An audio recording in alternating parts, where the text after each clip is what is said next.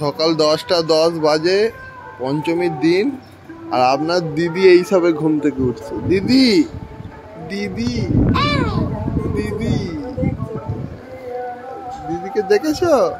এই যে দিদি ঘুম থেকে উঠেছে সবে। তোমার ফুগলি দিদি, ফুগলি দিদি এই উঠেছে। দিদি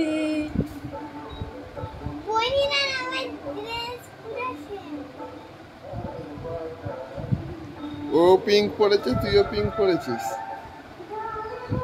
আর কিছু মিল নেই না, ওরও দাঁত নেই, ওরও দাঁত নেই।